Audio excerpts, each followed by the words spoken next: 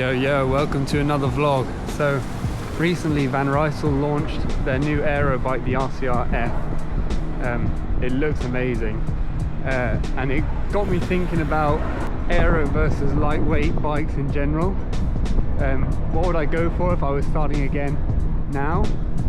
So obviously I'm riding the RCR. I've been riding it for about 4 months now, and yeah, I think it's absolutely amazing. I'm really happy with it. I'm definitely not in the market for a new bike at all, but I thought it'd be fun to have a little chat about it, and it opens up the question of, you know, aero versus lightweight in general.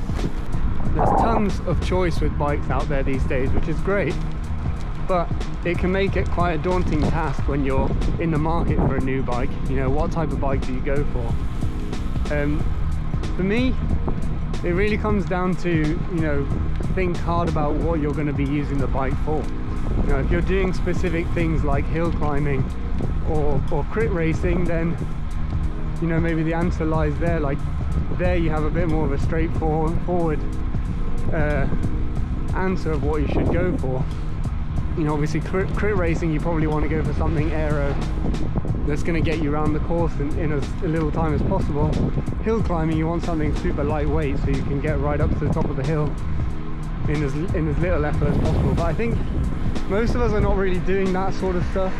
You know, most of us are not so specific with how we use our bikes, and that's kind of where I fall as well. So for me, I sort of fall right into the middle.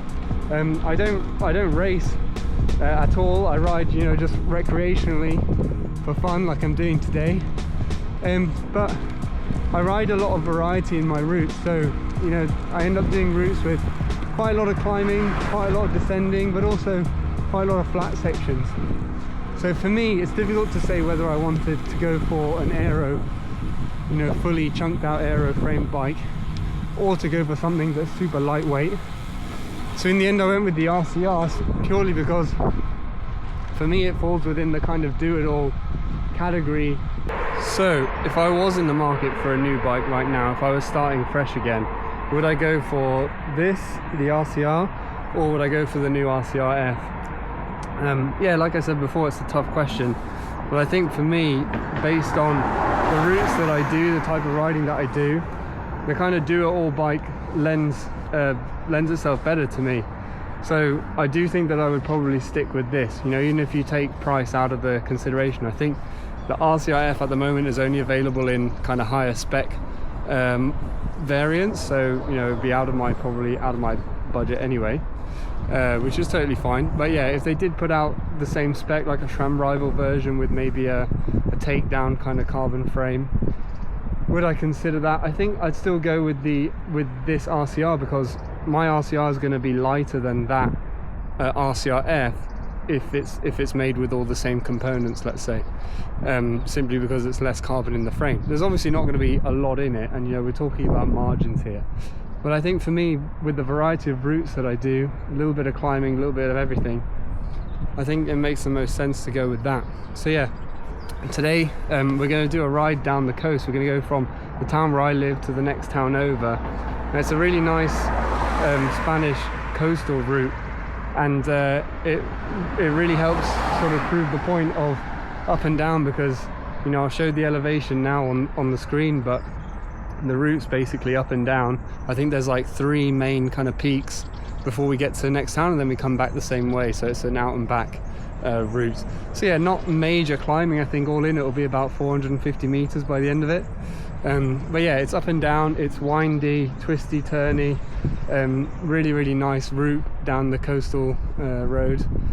So yeah, I think this type of bike, the do-it-all bike, lends itself to that. So yeah, I'm going to put the chest cam on, because I can't really film when I'm on the road here, and yeah, I'll show you the route.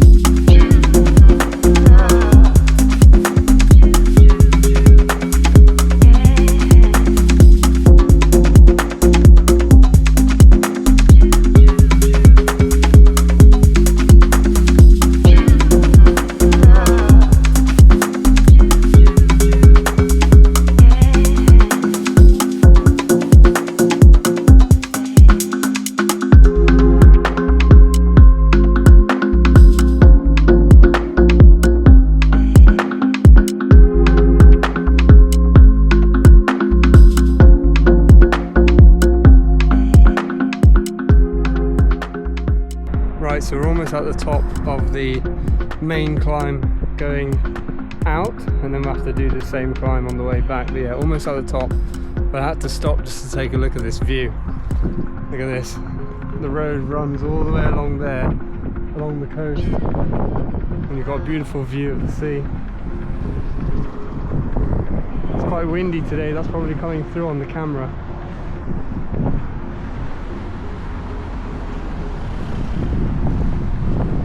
The only downside with this route though is that there's quite a bit of traffic, especially on today, which is a weekday.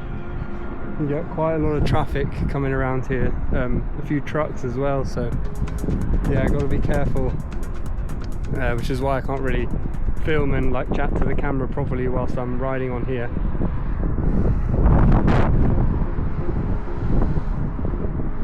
And as I say that, there's no cars now for a little bit.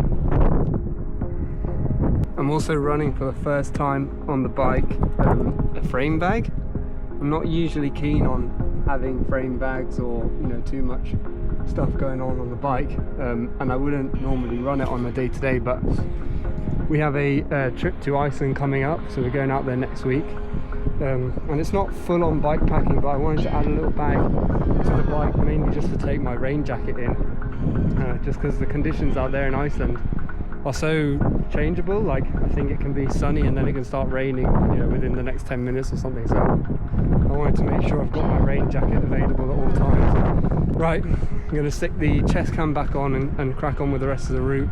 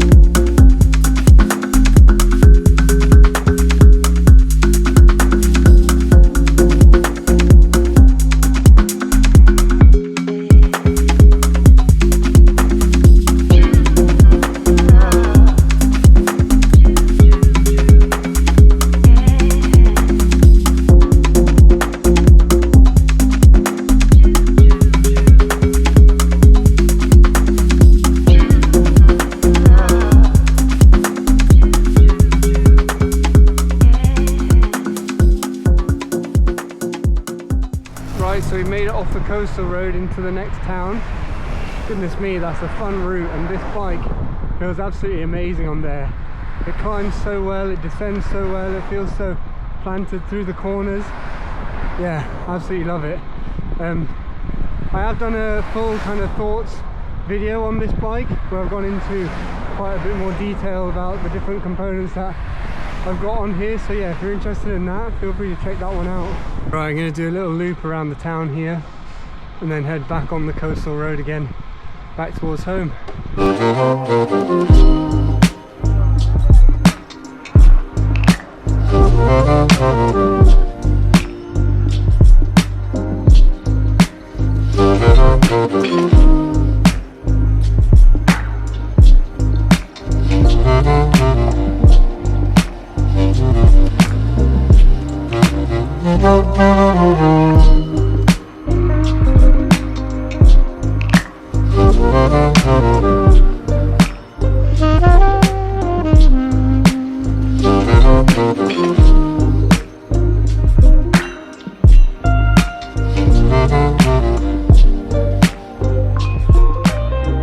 So we're here in the lovely town of Sitges, just south of Barcelona, down the coast. Yeah, awesome ride getting down here. I've got to go back the same way on the route, and I think I had a tailwind getting this way, which is probably why it felt so much fun. So we're going to be headwind heading back, and I just looked at the weather, and apparently the wind's picking up and up over the next hour or so.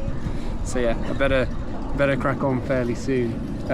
But yeah, on the subject of like aero versus lightweight, I think it's a really tough one to choose, and it'll be really interesting to see where the industry goes this year with all of that. I think we could possibly be seeing more aero bikes coming out, obviously with the new Rysel RCR-F that's just come out, with the Colnago Y1 RS, which looks really cool. I got the privilege to see that in person the other day at the Volta Catalunya, and that thing looked amazing up close. huge chain rings that they're running on that bike as well. But yeah, it'll be interesting to see where things go, where the tech takes us, and yeah, where the industry leans towards in the future. But yeah, if you're on the fence about it, I think just really consider what type of riding you do. You know, are you going to be doing endurance riding, sportives? Are you going to be doing lots of climbing? Or, you know, do you live in the mountains? Do you live in a flat area? You know, whatever it may be. Consider that and then narrow down that way.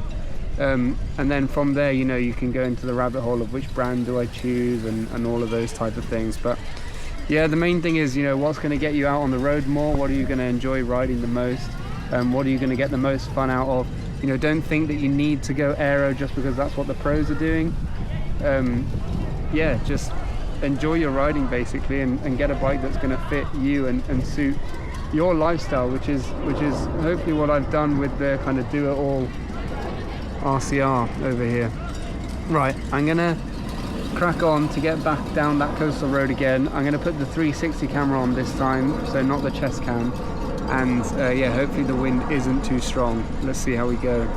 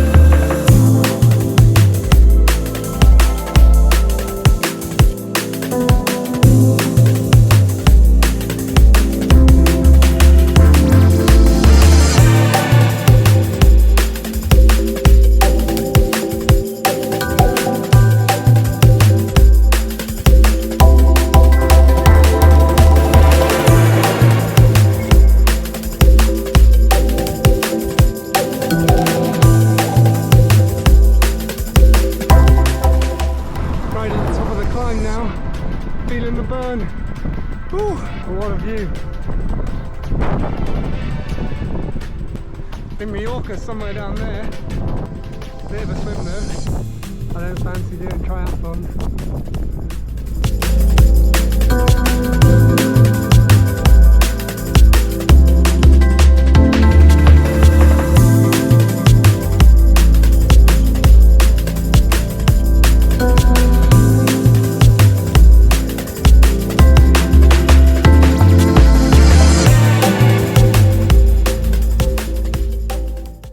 So we're off the coastal road now. A really strong headwind coming back, and it's still riding into the wind now, so probably quite loud on the camera, but we'll do our best. Really enjoyable ride though.